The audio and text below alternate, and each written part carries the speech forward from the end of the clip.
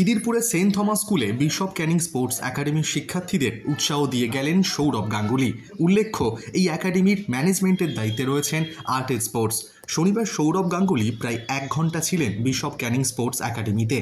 একাডেমির ক্রিকেট বিভাগের শিক্ষার্থীদের উৎসাহ দেওয়ার পর তিনি আলাদা করে কথা বলেন এই একাডেমির ফুটবল বিভাগের ক্যাডেটদের সঙ্গে।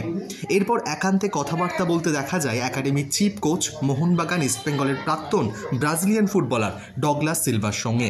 মহারাজের মতন আইডলকে সামনে থেকে দেখে আপ্লুত বিশপ ক্যানিং স্পোর্টস একাডেমির ছাত্রছাত্রীরা।